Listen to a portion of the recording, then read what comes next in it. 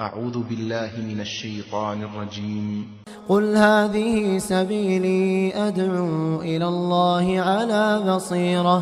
على بصيرة أنا ومن اتبعني وسبحان الله وما أنا من المشركين.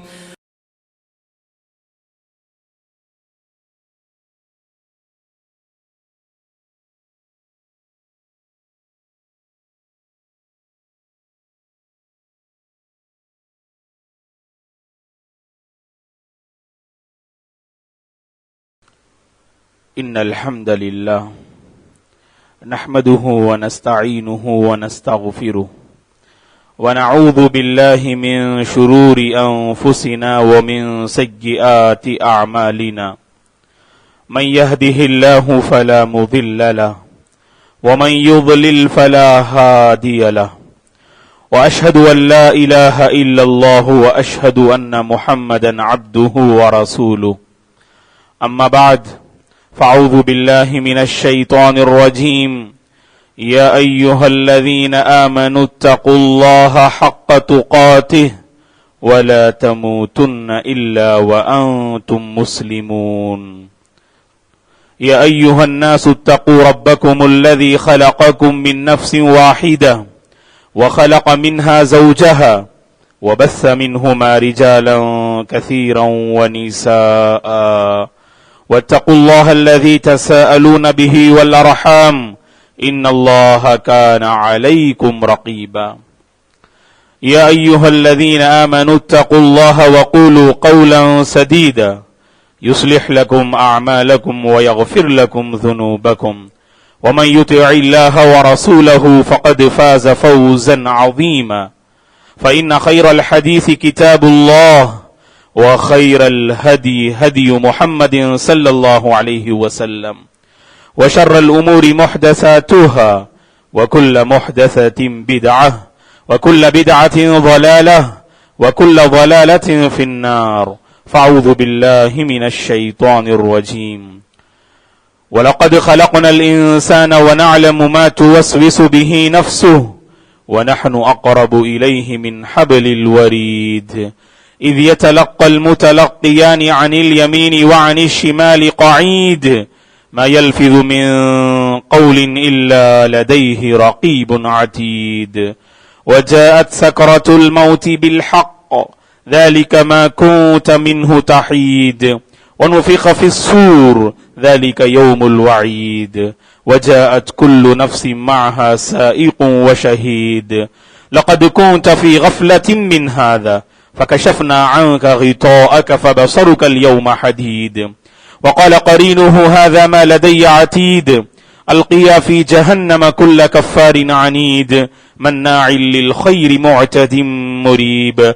الذي جعل مع الله إلها آخر فألقياه في العذاب الشديد. قال قرينه ربنا ما أطغيته ولكن كان في ضلال بعيد. قال لا تختصموا لدي وقد قدمت إليكم بالوعيد. ما يبدل القول لدي وما أنا بظلام للعبيد. شهر رمضان الذي أنزل فيه القرآن هدى للناس وبينات من الهدى والفرقان.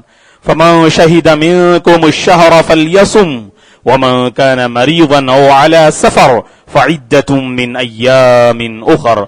يريد الله بكم اليسر ولا يريد بكم العسر ولتكملوا العدة ولتكبروا الله على ما هداكم ولعلكم تشكرون. हर किस्म की तारीफ, बुजुर्गी और बड़ाई उस अल्लाह वहदहू ला शरीक के लिए है जिसने इस सारी कायनात को पैदा किया। दरूद और सलाम हो रहमतुल लिल आलमीन खातमुन नबिय्यीन मोहम्मद अरबी सल्लल्लाहु अलैहि वसल्लम पर, जिन्होंने अपनी उम्मत को रमजान कैसे गुजारे ये सिखाया। सहाबा इकराम रिज़वानुल्लाहि अलैहिम अजमईन, ताबिईन, तबे ताबिईन, तमाम मोमिन मर्द और औरतों पर अल्लाह की रहमत और उसकी सलामती हो, आमीन। मोहतरम बुजुर्गों, नौजवानों, अजीज बच्चों और काबिल एहतराम मेरी माँ और बहनों, अल्लाह की करम फरमाई है کہ ابھی چند دنوں میں امت مسلمہ ایک ایسے مہینے میں باذن اللہ داخل ہونے جا رہی ہے جس مہینے کی عظمت ہر مسلمان کے دل میں ہوتی ہے بلکہ ہونی چاہیے. اس عظیم مہینے میں ہر مسلمان نیکیوں میں آگے بڑھتا ہے بلکہ آگے بڑھنا چاہیے. بڑا عظیم مہینہ جس کا ہم بہت جلد استقبال اور جس میں ہم داخل ہونے جا رہے ہیں. نیکیوں کا موسم بہار آ رہا ہے تو ہر مسلمان کو اس موقع پر اللہ کا شکر بجا لانا چاہیے کہ اس نے ان بندوں اور بندیوں میں ہمیں شامل فرمایا جو یہ ماہ مقدس کو پانے جا رہے ہیں اور اس ماہ مقدس کی قدر و منزلت کو جاننے اور پہچاننے والے بندوں میں اللہ نے ہم سب کو شامل کیا. فللہ الحمد والمنہ. بڑا عظیم مہینہ ہے رمضان کا اور اس مہینے میں کیے جانے والے اعمال میں اللہ کے نزدیک سب سے زیادہ پسندیدہ عمل روزوں کا اہتمام اور روزوں کی پابندی ہے. یہ بات ہم جانتے ہیں کہ روزہ اسلام کی ایک اہم بنیاد ہے. روزے داروں سے اللہ تبارک و تعالی بہت خوش ہوتے ہیں اور روزوں کی فضیلت کے لیے یہ بات کافی ہے کہ اللہ کے رسول نے فرمایا صلی اللہ علیہ وسلم نے، اللہ تعالی فرماتا ہے، حدیث قدسی ہے، الصوم لی وانا اجزی بہ، بندہ روزہ میری خاطر رکھتا ہے تو اللہ فرماتے ہیں کہ میں ہی اس کو اپنا پورا بدلہ دیا کروں گا. اس سے بڑھ کر اور کیا فضیلت ہو سکتی ہے کہ روزے داروں کا مقام و مرتبہ اللہ کے پاس متعین ہے جس کو اس نے واضح نہ کیا. اور قیامت کے دن لسان نبوت نے جو فرمایا کہ جنت کے 8 دروازے ہوں گے، ان میں سے ایک دروازہ اللہ نے روزے داروں کے لیے خاص کر کے رکھا ہے اور اللہ کی طرف سے فرشتے میدان محشر میں یہ اعلان کریں گے، این الصائمون این الصائمون، روزے دار کہاں ہیں، روزے دار کہاں ہیں. ان کے لیے جس دروازے کو مختص کیا جائے گا اس کا نام باب الریان ہوگا. اس ریان نامی دروازے سے فرمایا صلی اللہ علیہ وسلم نے کہ صرف روزے دار ہی داخل ہوں گے. اتنا عظیم عمل ہے جو دنیا بھر کے مسلمان رمضان کے مہینے میں جس عبادت کو انجام دیتے ہیں، جس کی شروعات فجر صادق سے ہوتی ہے اور جس کا اختتام سورج کے غروب ہونے پہ ہوتا ہے، تو فجر صادق سے پہلے سحری سے فارغ ہو جانا چاہیے. جیسے ہی فجر صادق میں داخل ہوں کوئی لقمہ ہمارے حلق کے نیچے نہ اترے اور کوئی پانی پینے کی چیز مشروب بھی ہم اسے نہیں لینا چاہیے جس سے ہمارا روزہ اللہ کے یہاں مقبول نہیں ہوگا. بعض لوگوں کو پتا ہے کہ یہ سحری کا وقت ہے اور یہاں سے وقت ختم ہوتا ہے، پھر بھی 1 2 3 منٹ باقاعدہ کھانے پینے میں مصروف رہتے ہیں. اس سے پرہیز کرنا چاہیے. فرمایا صلی اللہ علیہ وسلم نے کہ سحری کیا کرو، تسحروا فإن فی السحور برکہ، سحری کھایا کرو کیونکہ سحری میں اللہ نے برکت رکھی ہے. تو سحری کا اہتمام ہونا چاہیے. اور جیسے آپ کو معلوم ہے کہ مثلا 4:40 پر سحری کا وقت ختم ہوتا ہے، وہاں پر آپ رک جائیں، اذان کا انتظار نہ کریں. ہو سکتا ہے کہ مؤذن صاحب اذان دینے میں تاخیر کر دیں، یا ہو سکتا ہے کہ جس مقام سے آپ کا تعلق ہے اس مقام اور علاقے میں وقت پر اذان دینے کا اہتمام نہ ہو. اسی لیے ہر مسلمان کو حریص ہونا چاہیے، وہ معلوم کرے آج سحری کا وقت کب ختم ہوتا ہے، اور جیسے ہی اسے معلوم ہو اب سحری کا وقت ختم ہو چکا، بالکل کھانے پینے سے پرہیز کر لے. اسی طرح افطار کی بات کرتے ہیں تو افطاری میں بعض لوگ احتیاط کے نام پر 2-3 منٹ تاخیر سے افطار کرتے ہیں. اللہ کے نبی نے فرمایا صلی اللہ علیہ وسلم نے، لوگ اس وقت تک برابر بھلائی پر باقی رہیں گے جب تک وہ افطار میں جلدی نہ کر لیا کریں۔ افطار میں جلدی کا یہ مطلب نہیں کہ غروب آفتاب سے 1 منٹ پہلے آپ افطاری کر لیں تب بھی آپ کا روزہ فاسد ہو جائے گا، اور افطار میں جلدی کا مطلب یہ ہے جیسے ہی آپ افطاری میں داخل ہوتے ہیں بالفور آپ افطاری شروع کر لیا کریں، کیونکہ اللہ کے نبی نے صلی اللہ علیہ وسلم نے یہودیوں کی مخالفت کرتے ہوئے کہا کہ یہودی افطاری میں تاخیر کیا کرتے ہیں، انتظار کرتے ہیں جب سورج غروب ہو جائے اور آسمان میں ستارے نظر آ جائیں اور تاریکی نظر آ جائے، اس وقت وہ افطار کیا کرتے ہیں۔ اللہ کے نبی نے ہر معاملے میں مشرکین اور یہود و نصارہ کی آپ نے مخالفت فرمائی، اور اس معاملے میں مخالفت کرتے ہوئے فرمایا افطار میں تاخیر نہ کرنا، افطار میں تاخیر کرنا یہ امت مسلمہ کی پہچان نہیں۔ اور اسی طرح دوستو، فجر صادق سے پہلے نیت کر لینی چاہیے، اور اگر آپ نے نیت نہ کی تو سمجھ لیجئے کہ آپ کا روزہ قبول نہیں ہوگا۔ ہر عبادت کے لیے نیت ضروری ہے، اور جب تک آپ نے نیت نہ کی اس وقت تک آپ کی کوئی بھی عبادت اللہ کے پاس قبول نہیں ہوگی۔ اور جب ہم نیت کی بات کرتے ہیں تو یاد رکھیں کہ نیت کا تعلق دل سے ہوا کرتا ہے، نیت کا تعلق زبان سے نہیں۔ حج اور عمرہ کے موقع پر یہ کہا گیا جب آپ میقات کے پاس پہنچے وہاں پر آپ اپنی زبان سے نیت کریں، لیکن بقیہ تمام عبادات میں ہمیں یہ حکم دیا گیا، جیسا کہ امام بخاری رحمت اللہ علیہ نے فرمایا النیت محلها القلب، نیت کا تعلق دل سے ہوا کرتا ہے، تو لہٰذا فجر صادق میں داخل ہونے سے پہلے آپ کو نیت کر لینی چاہیے۔ اگر آپ نے نیت نہ کی تو پھر آپ کا روزہ قبول نہیں ہوگا۔ زبان سے نیت کرنا یہ کہیں بھی ثابت نہیں ہے، بس دل میں نیت کر لیا کریں۔ یہ رمضان کا جو روزہ ہے جو آپ پہ فرض ہے یہ رکھنے آپ جا رہے ہیں، صرف دل میں اس کا جو خیال آنا یہ کافی ہے، اسی کو ہم نیت سے تعبیر کرتے ہیں۔ اور اسی طرح روزہ بڑی عظیم نیکی ہے اور بڑی عظیم عبادت ہے۔ ہر مسلمان کو محتاط ہونا چاہیے کہ معلوم کرنا چاہیے کہ روزے کی حالت میں آپ کن اعمال کو انجام دیں گے اور روزے کی حالت میں کن کاموں سے آپ کو بچنا چاہیے۔ مختلف علماء سے آپ سنتے ہیں، اور سال میں اس موسم پر ہمیں یاد دہانی کرائی جاتی ہے تاکہ ہم اس عبادت کو پوری سنجیدگی سے ہم ادا کرنے والے بن جائیں۔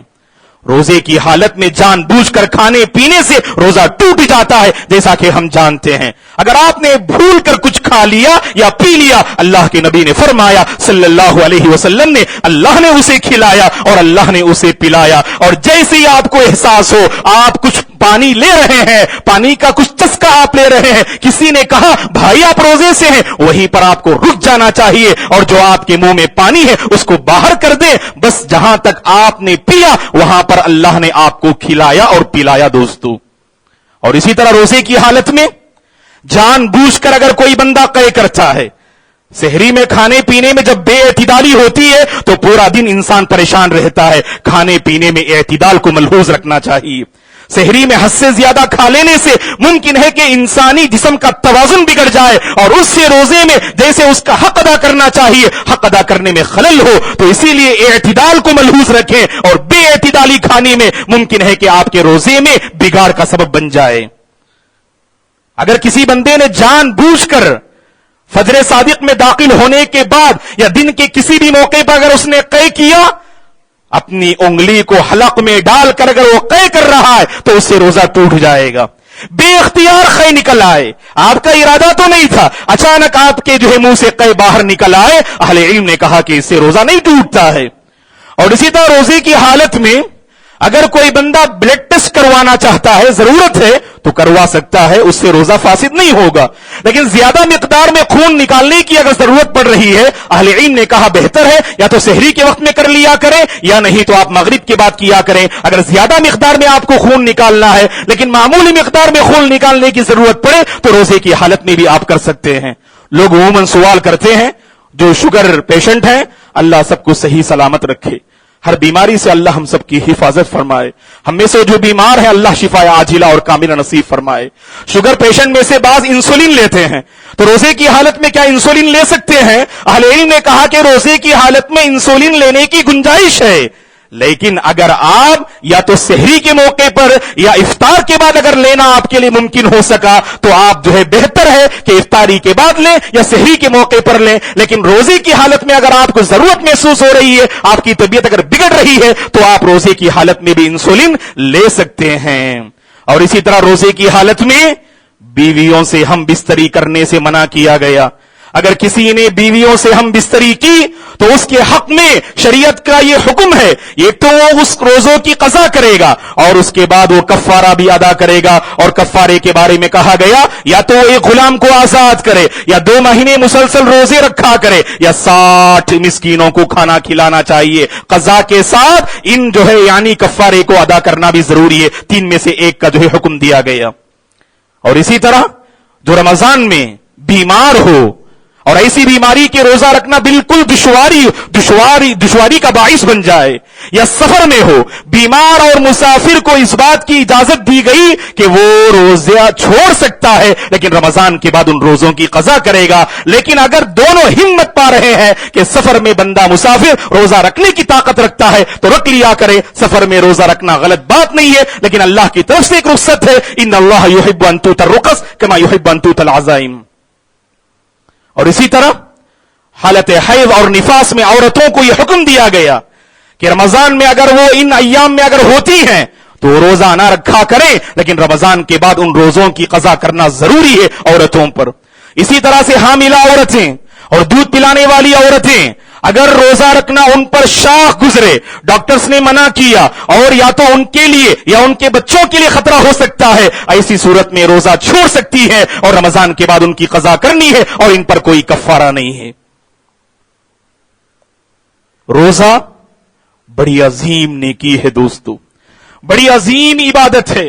ہر مسلمان کو حالت روزہ میں سنجیدہ ہونا چاہیے اور اچھے اخلاق و آداب کو اختیار کرنا چاہیے. ہر کار خیر میں آگے بڑھنا چاہیے, ہر نیکی کو اپنانے کی کوشش کرنی چاہیے, اللہ تبارک و تعالیٰ سے اپنے تعلقات کو مضبوط کرنا چاہیے. روزے کے ذریعے سے بندہ اللہ کا تقرب حاصل کرتا ہے اور اللہ کی نزدیکی حاصل کرتا ہے. روزے دار کے متعلق اللہ کے نبی نے فرمایا صلی اللہ علیہ وسلم نے, اسے 2 خوشیاں حاصل ہوتی ہیں, ایک افطار کے موقع پر اور دوسری خوشی اس وقت اسے لاحق ہوگی جب وہ اپنے پروردگار سے ملاقات کرے گا. اور اللہ نے جو عظیم انعام تیار کر کے رکھا ہے تو اس حوالے سے جب وہ ملاقات کرے گا اپنے انعام کو پائے گا, اس وقت جو خوشی لاحق ہوگی اس کا ہم اندازہ نہیں کر سکتے ہیں.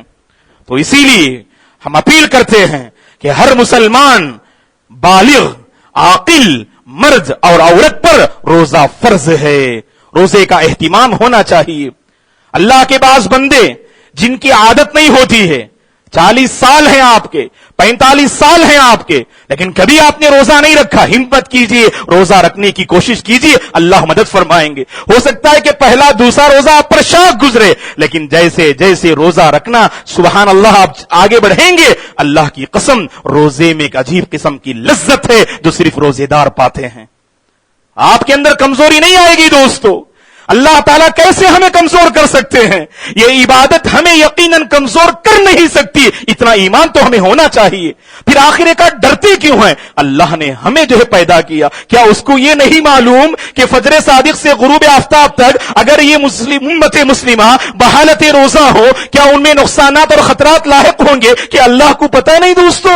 اللہ تعالیٰ کو معلوم ہے کہ اس سے کوئی خطرہ نہیں ہوگا, اسی لیے اس نے ہم پر یہ فرض کیا ہے. اور یہ کتنے افسوس کی بات ہے, اسلام کی اس عظیم بنیاد کو ہم منہدم کرتے ہوئے نظر آتے ہیں. 30 سال گزر گئے, 40 سال گزر گئے, لیکن کبھی رمضان میں مکمل مہینہ روزہ رکھنے کی توفیق نہ ملی. اللہ کے موفق بندے نہیں ہیں آپ.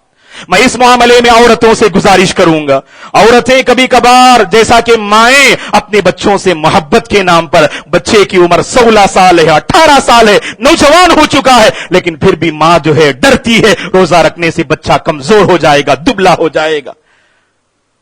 اے اللہ کی بندیوں, روزے کے سلسلے میں اللہ کا تقوی اختیار کرو. آپ کو تو صحابیات کا کردار ادا کرنا چاہیے. ربیع بنت معوذ رضی اللہ عنہا فرماتی ہے رمضان کے روزے فرض ہونے سے پہلے ہم پر عاشورے کا روزہ فرض تھا، اور جب عاشورے کا روزہ ہم پر فرض تھا صحابہ اکرام اور صحابیات روزہ رکھا کرتے تھے اور اپنے بچوں کو بھی روزہ رکھنے کی تلقین کیا کرتے تھے. اور جب بچے بھوک کی وجہ سے رونے لگتے صحابہ ان بچوں کو مسجد لے جایا کرتے اور انہیں کھلونے دے دیا کرتے تاکہ ان کا ذہن بھوک سے یعنی ہٹ جائے اور کھلونے کی طرف ان کا ذہن منتقل ہو جائے. اللہ اکبر، کیسے تربیت کی ان صحابہ نے اپنے بچوں اور بچیوں کی. تو ماؤں کو پہل کرنا چاہیے، خواتین کو پہل کرنا چاہیے. اگر شوہر روزہ نہیں رکھتے ہیں تو پوری ہمدردی سے انہیں روزہ رکھنے پر مجبور کریں.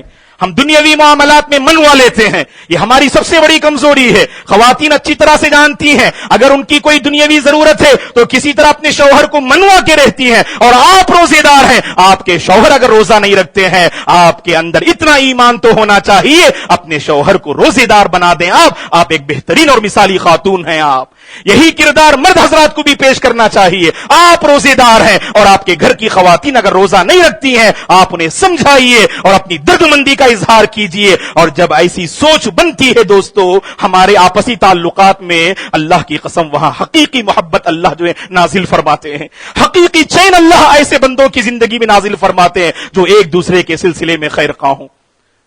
بڑی عظیم نیکی ہے یہ روزہ. تو اس سلسلے میں ہم میں سے ہر ایک کو سنجیدہ ہونا چاہیے اور روزوں کے لمحات کو غنیمت جانیے اور بیکار کے کاموں میں اسے ضائع نہ کیا کیجیے. دوستو اللہ کے نبی نے کیا فرمایا صلی اللہ علیہ وسلم نے، من لم يدع قول الزور والعمل به فليس لله حاجة في ان يدع طعامه وشرابه. اگر کوئی روزے کی حالت میں جھوٹ بولنا، جھوٹ پر عمل کرنا، برائی کرنا اگر نہ چھوڑے، اللہ کو کوئی ضرورت نہیں. آپ بھوک کی حالت میں رہیں یا پیاس کی حالت میں رہیں، اللہ کو اس کی کوئی ضرورت نہیں. کتنے ایسے روزے دار ہیں جو صرف بھوک و پیاس کی حالت میں رہتے ہیں لیکن ان کے اندر کوئی بدلاؤ نہیں آتا ہے. عبادات کے ناحیے سے سحری کھا کے جب سوتے ہیں، نماز فجر چھٹ ہوئی اور اٹھتے ہیں عصر کے موقع پر اور انہوں نے بہت بڑا کمال کر دیا. صبح سے شام تک سوئے رہے، اپنے آپ کو بستر کے حوالے کیے، نہ نماز فجر انہوں نے ادا کی، ظہر رخصت ہوئی، عصر فوت ہوئی، انہیں اس کا کوئی احساس نہیں. اور افطار کے دسترخوان پہ آ کر بیٹھ جاتے ہیں اور مطمئن ہو جاتے ہیں کہ میں آج روزے سے ہوں. اللہ کی قسم ایسے روزے کی اللہ کو ضرورت نہیں. دوستو آپ اہتمام کیجئے، آپ کے اندر بدلاؤ آنا چاہیے، آپ کے اندر ایک تبدیلی آنی چاہیے. رمضان کی مناسبت سے اللہ تبارک و تعالی یہ موسم اس لیے عطا کر رہا ہے تاکہ ہم اپنی زندگی میں بدلاؤ لا سکے، تاکہ ہم اپنے دلوں کو نرم کر سکے، تاکہ ہم اللہ تعالی سے سچی توبہ کر سکے، تاکہ ہم اپنی کمزوری، کوتاہی، غفلت، لاپرواہی کو دور کر سکے. اس لیے رمضان کا مہینہ آ رہا ہے. دوستو رمضان کا مہینہ اس لیے نہیں آ رہا ہے آپ صرف بازاروں کی زینت بن کر رہے. نوجوانوں سے میں گزارش کرتا ہوں اور اپیل کرتا ہوں اللہ کی خاطر رمضان کی مبارک گھڑیوں کو سڑکوں میں آپ گزارا نہ کیا کیجئے، سڑکوں میں آپ برباد نہ کیا کیجئے. آپ اور اسی طرح روزے کی حالت میں آپ کو بھوک لگتی ہے، قرآن پڑھیے، اگر پڑھنا مشکل ہے تو سو جائیے. ایسا نہ ہو کہ آپ بھوک کی وجہ سے، بھوک کو مٹانے کی خاطر آپ شارٹ ویڈیوز دیکھ رہے ہیں. ابتدا میں آپ کی بڑی اچھی نیت ہوتی ہے، مولانا ہم تو اچھے ویڈیوز دیکھتے ہیں، اسلامک ویڈیوز دیکھتے ہیں. آپ داخل ہوتے ہیں فیس بک میں، انسٹاگرام میں، لیکن ہوتا یہ ہے ایک ایسی دنیا میں آپ چلے جاتے ہیں جو آپ کے تقوی کے لباس کو اتار دیتا ہے. ایک ایسی دنیا میں آپ گم ہو جاتے ہیں جہاں پر آپ کا ایمان رخصت ہو جاتا ہے. اللہ کی خاطر روزے کی حالت میں شارٹ ویڈیو سے پرہیز کرنا، خاص کر جو نامناسب بیکار کے جو معاملات ہیں ان تمام سے پرہیز کرنا چاہیے. دوستو رمضان کا مہینہ اس لیے آ رہا ہے تاکہ ہم اپنی کمزوریوں کو دور کر سکیں. اس کو سمجھنے کی کوشش کیا کیجیے. آپ اس پر ہماری توجہ ہو نہیں پاتی، اس پر ہماری توجہ ہو نہیں پاتی. اس لیے آپ دیکھ لیجئے میری زندگی میں، آپ کی زندگی میں کتنے رمضان آئے، جائزہ لے کر دیکھیے. 30 رمضان آئے، 40 رمضان آئے، 50 رمضان آئے. آپ کی جو کمزوریاں 20 سال پہلے تھی اب بھی وہی کمزوریاں ہیں آپ کی.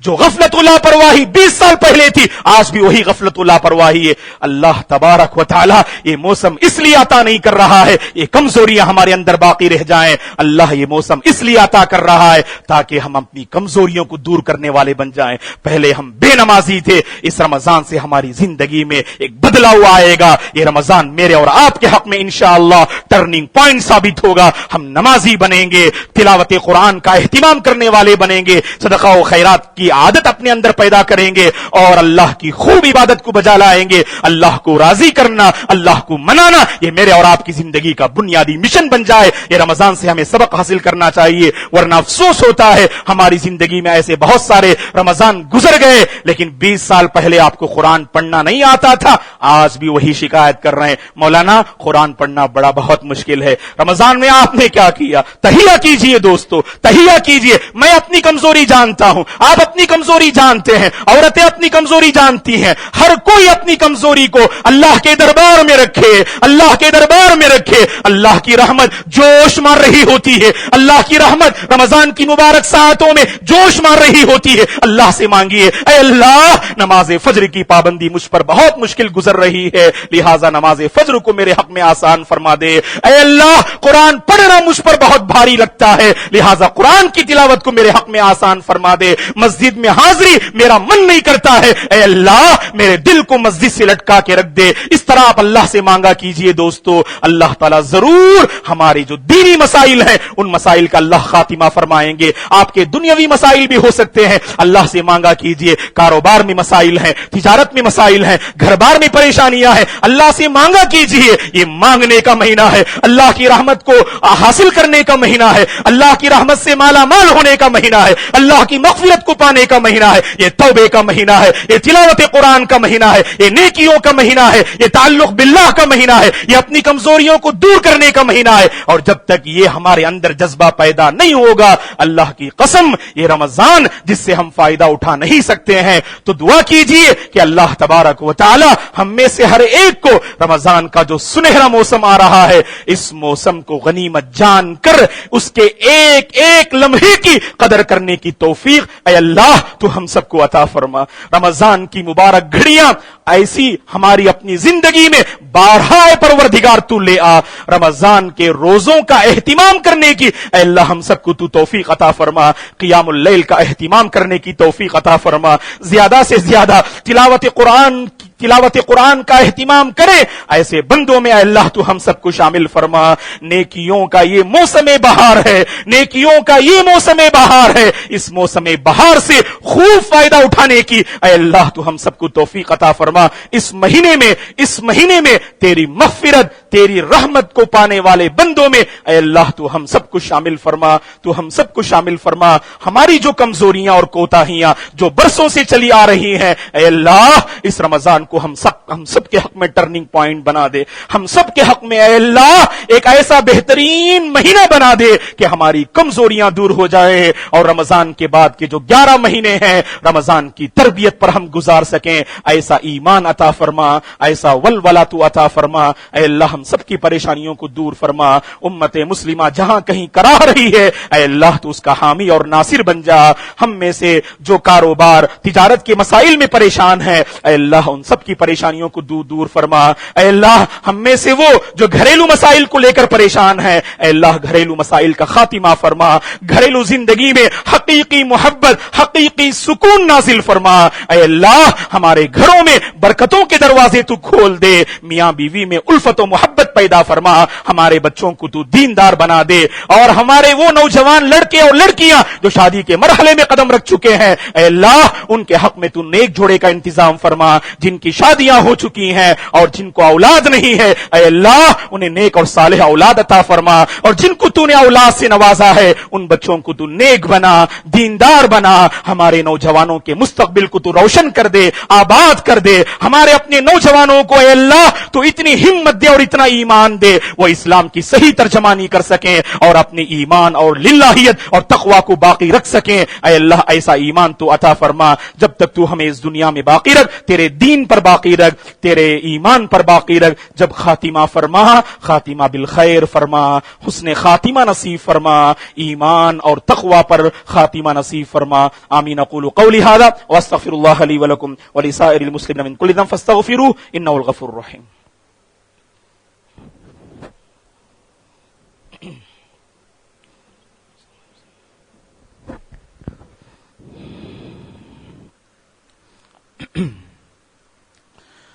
इन्नल हम्दलिल्लाह नहमदुहु व नस्तईनुहु व नस्तगफिरुह व नऊज़ु बिल्लाहि मिन शुरूरि अनफुसिना व मिन सय्यिआति अअमालिना मन यहदिहिल्लाहु फला मुज़िल्ल लहु व मन युज़लिल फला हादिय लहु व अशहदु अन ला इलाहा इल्लल्लाह व अशहदु अन्न मुहम्मदन अब्दुहु व रसूलुहु अम्मा बअद फ़अऊज़ु बिल्लाहि मिनश शैतानिर रजीम इन्नल्लाहा व मलाइकतहु युसल्लूना अलन नबी या अय्युहल्लज़ीना आमनू सल्लु अलैहि व सल्लिमू तस्लीमा अल्लाहुम्मा सल्लि अला मुहम्मद व अला आलि मुहम्मद कमा सल्लैता अला इब्राहीम व अला आलि इब्राहीम इन्नका हमीदुम मजीद अल्लाहुम्मा बारिक अला मुहम्मद व अला आलि मुहम्मद कमा बारकता अला इब्राहीम व अला आलि इब्राहीम इन्नका हमीदुम मजीद।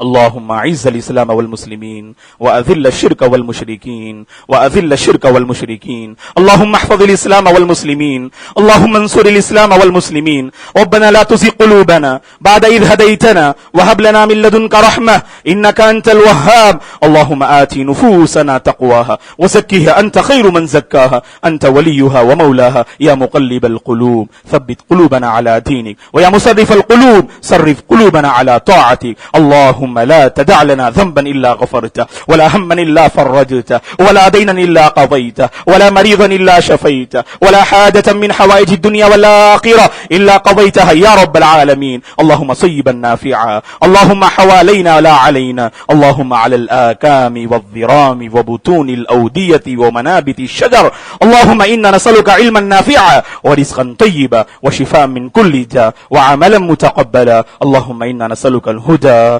والتقى والعفاف والغنى عباد الله رحمني ورحمكم الله فأعوذ بالله من الشيطان الرجيم إن الله يأمر بالعدل والإحسان وإيتاء ذي القربى وينهى عن الفحشاء والمنكر والبغي يعظكم لعلكم تذكرون اذكروا الله العظيم يذكركم ولذكر الله تعالى أكبر والله يعلم ما تصنعون